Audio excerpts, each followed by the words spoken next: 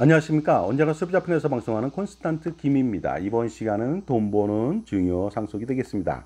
만약 며느리나 사위한테 증여하게 된다면 이 사람들이 갑자기 돈이 많이 생겨서 불륜이 나거나 이혼할 수 있기 때문에 며느리 사위한테 증여하지 않는 사람들이 의외로 많습니다. 과연 진실은 무엇일까요? 여기 대해서 알아보도록 하겠습니다. 일반적으로 불륜의 원인이 있습니다. 여성 같은 경우에는요, 허전하고 쓸쓸하고 사랑받지 못하다고 느꼈을 때 그 빈자리를 채워주는 달콤한 목소리를 듣는다면요, 유혹의 목소리를 듣는다면 바람이 나는 경우가 꽤 있다는 얘기가 있습니다. 과학적인 근거가 될 수도 있습니다. 이에 반해서 남성은 아무 때나 바람을 피웁니다. 하지만 남성도요, 수중에 돈이 있어야만 바람을 피울 수가 있죠. 그래서요, 일반적인 사람들이요, 갑자기 돈이 많이 생기게 된다면 안 하던 짓도 하게 됩니다. 바람도 피고요, 이상한 짓을 하죠. 그 다음에 없던 마음도 생기기 마련이죠. 가족 사랑은 그동안 했는데 다른 가족을 사랑하게 되는 경우도 있다는 것이 되겠습니다. 그리고 자기 딴에는 생산적인 일을 한다고 합니다. 한 가정을 올바르게 잘 키워나가는 것이 아니라 또 다른 가정을 하나 더 창출한다는 것이 되겠습니다. 그러다 보니까요, 부모님 입장에서는 며느리나 사위한테 증여하는 것을 꺼릴 수밖에 없죠. 특히 연세 드신 분들은요, 어떻습니까? 이런 것을 금기시 여기다 보니까요, 돈 주면은 어떻습니까? 마음이 바뀌어서 이혼할 수도 있고 불륜을 저지를 수도 있고 별로 좋지 않다, 이렇게 생각하는 것이 더 많다는 것이 되겠습니다. 그리고 또 사실 며느리나 사위는 혼인으로 맺어진 인척관계라서 혈연관계는 아닙니다. 그러다 보니까 어떻습니까? 인척관계가 끊어진다, 이혼을 하게 된다면 정말로 남이거든요. 하지만 며느리나 사위는 나의 소중한 친손주와 외손주를 낳아준 부모 아니겠습니까? 따라서 어떻습니까? 이웃도 사촌이라고 하는데 자기의 핏줄을 낳아준 사람이거든요. 그렇다면요, 소중한 가족이고요, 혈연은 아니지만 가족 아니겠습니까? 따라서 반드시 증여해 줘야만 합니다. 그래야만 며느리 사이로부터 사랑과 존경을 받을 수가 있고요, 평생 극진하게 효도를 받을 수가 있는 것입니다. 하지만 그렇다고 해서 이러한 효도를 받기 위해서 무조건 증여한다는 것은 좀 어리석을 수가 있죠. 그러다 보니까 현명하게 증여할 필요가 있습니다. 바로 증여할 때 안전장치를 걸고서 증여하는 방법이 있습니다. 그 방법이 무엇일까요? 첫 번째는 이것입니다. 증여를 하더라도 사위 며느리가 어떻습니까? 단독으로 가지지 못하게 공동으로 소유하게 합니다. 가령 주택이나 부동산을 증여할 경우 자녀나 손자녀 그리고 며느리 사위한테 공동 소유하도록 증여하는 것이죠. 그러니까 혼자서는 의사결정을 할 수가 없습니다. 매각 결정할 수 없고요. 그렇죠. 돈을 만들 수가 없죠. 가령 그래서 자녀한테 25%, 며느리 사이한테 25%, 그 다음에 손자녀한테 50%를 나눠준다면요, 절대로 며느리 사이가 혼자서 단독 행동을 할 수 없을 겁니다. 두 번째는요, 부동산 증여 시 건물을 제외하고 토지 분만을 자녀 가족 모두에게 증여를 하는 것이죠. 이것이 바로 콘스탄트 김의 파샬 기프트 부분 증여가 되겠습니다. 건물부는 부모님이 소유하고요, 토지부는 자녀가 25%, 며느리 사이가 25%, 손자녀들이 50%를 가질 수 있도록 토지만 나눠주는 것이죠.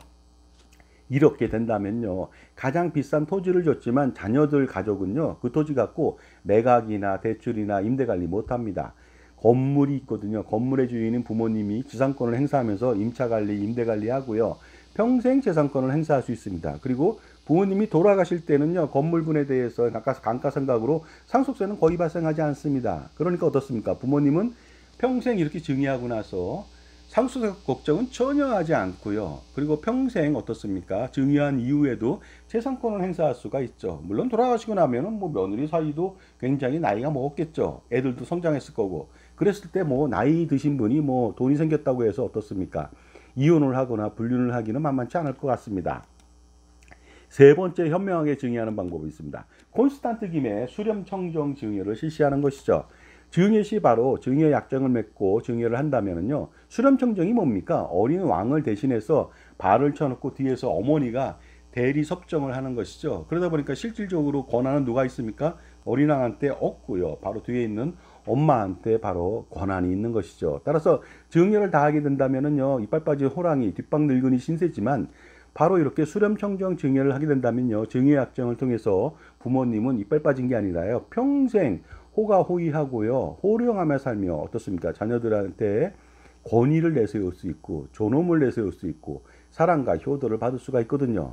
따라서 이러한 수렴청정 증여라고 하는 것은 약정을 맺고 증여하는데 내용은 이렇습니다. 증여를 내가 한다 이거죠. 그런데 약정은 이 내용입니다. 증여 후 임대관리, 매각관리, 자산관리는 전적으로 증여인한테 위임한다. 만약에 이걸 어겼을 때는 증여는 취소된다 하고 얘기한다면 실질적으로 부동산 등을 받았지만은요. 어떻습니까?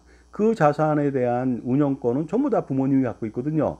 그러니까 증여는 받았지만 실질적 주인은 누굽니까? 부모님입니다. 하지만 부모님은 또 어떻습니까? 증여를 했기 때문에 상속세 부담은 전혀 발생하지 않는다는 것이 되겠습니다. 그래서 이렇게 수렴청정 증여를 하게 된다면 부모님은 평생 채상권을 행사할 수 있고 상속세 걱정은 전혀 안 해도 되겠죠.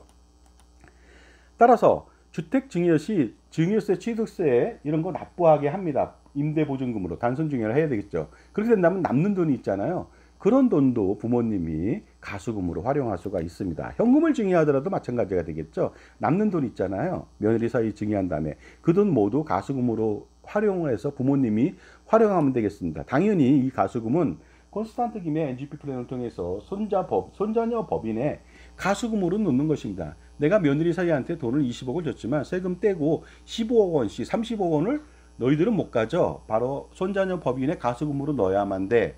그리고 그것은 할아버지인 내가 죽을 때까지 대표이사로 운영할 거야. 마음대로 돈을 쓸 거야. 그리고 나 죽고 나면 어떻습니까?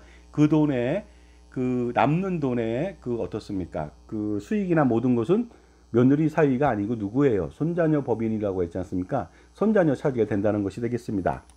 자, 지금까지 제 정보가 도움이 되신다면 무료 구독하고 좋아요 부탁드리겠습니다. 그리고 특히 멤버십 회원가입을 통해서 보다 다양한 혜택 받아보시기 바랍니다. 저의 400여 편의 프리미엄 동영상 서비스가 현재 수록되어 있는데요.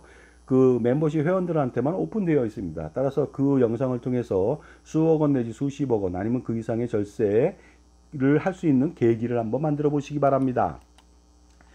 자, 이렇게 며느리 사이한테 뭐 여러 가지 방법으로 현명한 방법으로 증여를 하면요 또 다른 또 메리트가 있습니다. 며느리 사이는 비상소유인이기 때문에 증여 후 5년만 지나면 상속재산에서 제외된다는 장점이 있죠.